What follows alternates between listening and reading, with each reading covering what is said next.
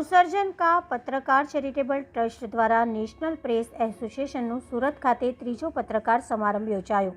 આજરોજ સુરત વીર નર્મદ યુનિવર્સિટી ખાતે નવસર્જન પત્રકાર ચેરિટેબલ ટ્રસ્ટ દ્વારા પત્રકાર સન્માન સમારંભનું આયોજન કરવામાં આવ્યું હતું, જેમાં મહેમાન તરીકે વિશેષ ઉપસ્થિત કાર્યક્રમના અધ્યક્ષ સ્વામી લક્ષ્મણ જ્યોતિજી મહારાજ, પ્રાણનાથ હોસ્પિટલ ટ્રસ્ટી મહેશભાઈ સવાણી, ગ્રુપના ફાઉન્ડર મહેશભાઈ સવાણી, હિંમતભાઈ ભાલિયા, સામાજિક આગેવાન PM ભાઈ સાંખટ, કોળી સેના પ્રમુખ ભરતજી ઠાકોર, દક્ષિણ ગુજરાત વીર નર્મદ યુનિવર્સિટીના જર્નાલિસ્ટ પ્રોફેસર KB પઠાણ અને All India Human Rights Grievance Association Navinbhai, National Press એસોસિએશનના પ્રદેશ પ્રમુખ હરજીતભાઈ બારિયા, નેશનલ પ્રેસ એસોસિએશનના પ્રદેશ ખજાનચી વિજયભાઈ મૈસુરિયા તથા નેશનલ પ્રેસ એસોસિએશનના ગુજરાત પ્રદેશ મીડિયા કન્વીનર, ગુજરાત આત્મીયતા ન્યૂઝના એડિટર હિમાંશુ સિંહ ઠાકોર બારડોલી, IBPN ન્યૂઝના editor Deepakbhai Ingde, India News Darpan Himanshubhai, Surat શહેરના સામાજિક કાર્યકર્તા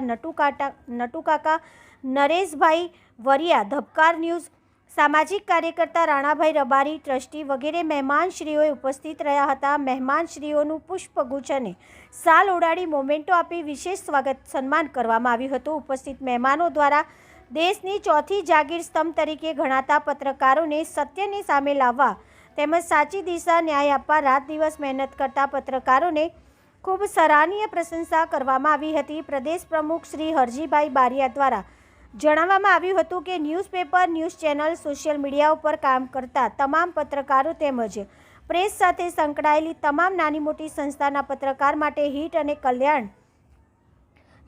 કલ્યાણના કામો કરતા આવ્યા। આગામી દિવસોમાં પત્રકારોને ટોલ ટેક્સમાં રાહત, વીમા પોલિસી, મેડિક્લેમ અને મીડિયા રિલેટેડ ટૂલ્સ ખરીદવા માટે રાહત દરે સરકારશ્રી તરફથી લોન, માહિતી ખાતામાં ફરતી તકલીફો આપવામાં આવે જેવા અંગત પ્રશ્નોને ધ્યાનમાં પેપરના ટાઇટલ સર્ટી માટે RNI દિલ્હી કચેરી ખાતે સરકારશ્રી લેખિતમાં રજૂઆત કરી અલગ અલગ સમસ્યાઓનું સમાધાન કરતી માંગણીઓ કરીશું। પત્રકારોને ન્યાય આપવા માટે પ્રશાસન દ્વારા પત્રકારોને હેરાનગતિ, નુકસાન પહોંચાડનારાઓ સામે યોગ્ય કાયદાકીય પગલાં ભરવામાં આવે જેવી રજૂઆત કરી પત્રકારોના હિત માટે સતત કામ કરતા રહીશું।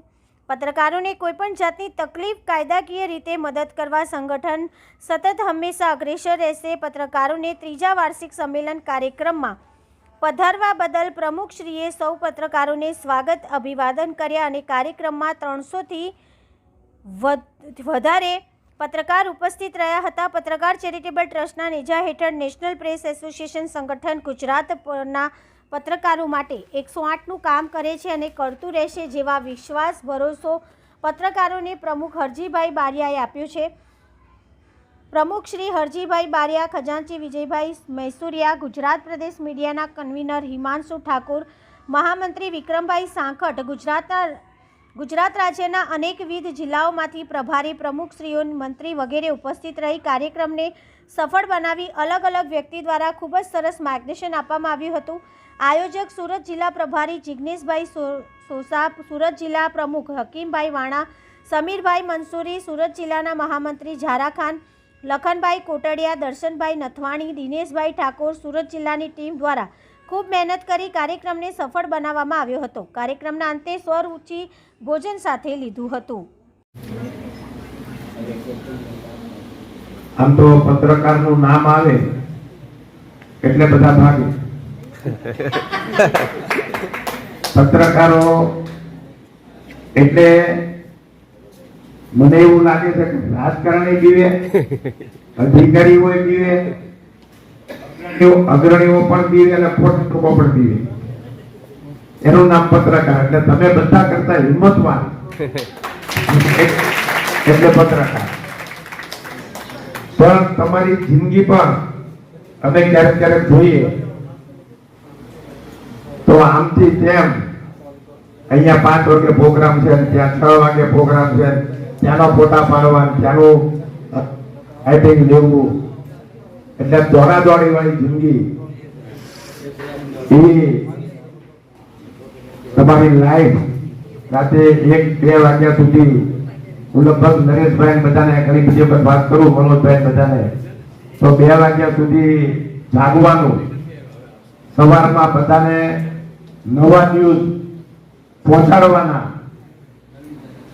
અને લગભગ 80% દેશ કે 80% લોકો બ્રશ કરતા કરતા તમારું લખેલું વાંચે અને ત્યારે એની ત્યારે જ એની સવાર પડે.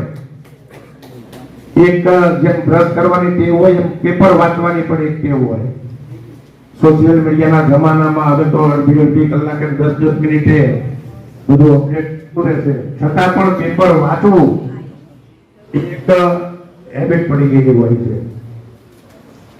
દરેક પત્રકાર મિત્રોને તમારી ભાગદોડ વાળી કદાચ બધા કરતા વધારે જિંદગીની ભાગદોડ તમારા જીવનમાં છે અને તમે જે લખો, અત્યારના પત્રકાર 70% સાચા છે, 30% ખોટા પણ છે. એમના માટે થઈને પત્રકારથી 30% ખોટા છે